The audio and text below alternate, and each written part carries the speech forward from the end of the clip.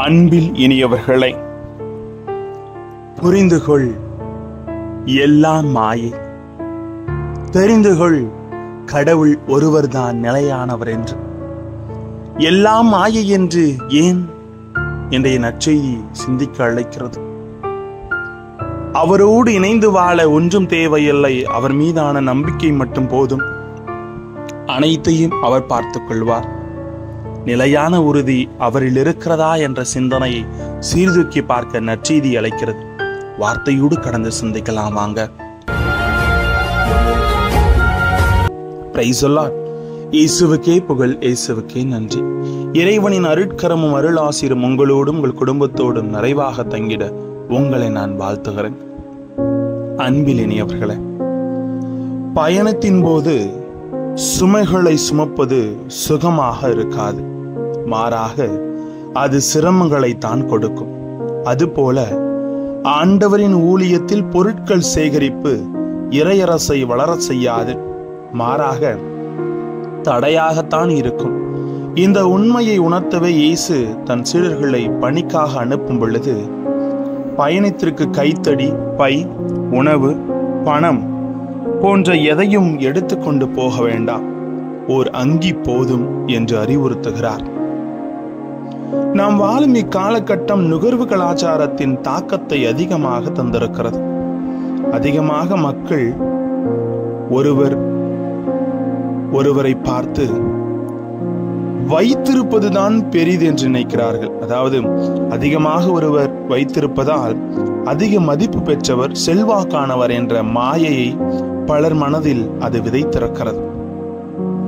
இது இருப்பதை வைத்து நிறைவாக வாழ முடியும் என்ற கருத்தியலுக்கு எதிரான மாயையாகும். கையில் சொற்பமாக இருந்தாலும் இறைவனின் துணை இருந்தால் அதை வைத்து பல நல்ல காரியங்கள் சாதிக்க முடியும் என்ற இயேசுவின் கூற்றுக்கு முற்றிலும் எதிரான மாயை எனலாம். அன்றன்றைக்கு தேவையானதை தரும் இறைவனின் பராமரிப்பில் நம்பிக்கையை சாய்த்துவிடும் மாயை. சிறிய விஷயங்களுக்கு ஆசைப்பட்டு கட்டுக்கடங்காமல் பலவற்றுக்கு பேராசைப்படும் மனிதர்களாக நம்மை மாற்றிவிடும் மாயை. இந்த மாயையில் சிக்காமல் நழுவ வேண்டும் என்ற எச்சரிக்கையை தருவதாகவே இயேசுவின் அறிவுறுத்தலை நாம் உள்வாங்கிக் கொள்ள வேண்டும். அளவுக்கு அதிகமாக சேகரிக்கப்படும் எதுவும் நமது கவலையையும் சேர்த்தே அவசியப்படுத்துகிறது. ஆகவே அதை பாதுகாப்பதில் நமது கவனம் நிலை நின்றுவிடும். நமது ஆரோக்கியமான வளர்ச்சி கூட இதனால் தடைப்படலாம். தேவைக்கு அதிகமாக எதையும் எடுத்து செல்வதால் சீடர்களின் பணி இலக்கு முடங்கிவிடும் அபாயம் இருப்பதை இயேசு உணர்ந்தார். அதுபோல நம் வாழ்வில் தேவைக்கு அதிகமாக சேகரிப்பதால் நமது வாழ்வின் உன்னதமான இலக்கு முடங்கும் அபாயமும் இருக்கிறது.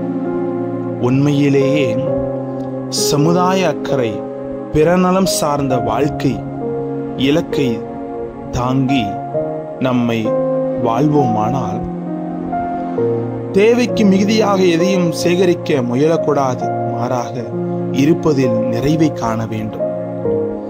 எப்படி சீடர்களுக்கென்று இயேசு ஒரு இலக்கை வைத்து அவர்களை பணிக்கு அனுப்பினாரோ, அதுபோல ஒவ்வொரு மனிதனுக்கும் இறைவன் வகுத்த வாழ்க்கை இலக்கு இருக்கிறது.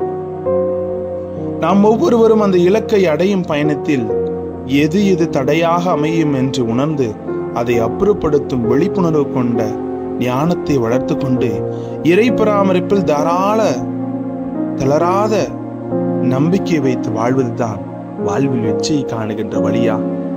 ஆகவே இந்த உலகத்துல எல்லாம் மாயை என்ற உணர்வு எல்லாம் ஒரு காலகட்டத்தில் அழிந்து போகும். ஆனால் அழியாத செல்வமாகிய இறைவார்த்தை மீது பற்று வைத்து ஆண்டவரையே நம்பி அவர் மீது ஆழமான நம்பிக்கை நிலைத்திருப்பதுதான் எப்பொழுதுமே வெற்றிக்கு ஒரே வழி என்பதை வார்த்தை உணர்த்துகிறார். உணர்ந்து செயலாக்கப்படுவோம். ஆசீர் நமக்கு. ஜெபிப்போமா.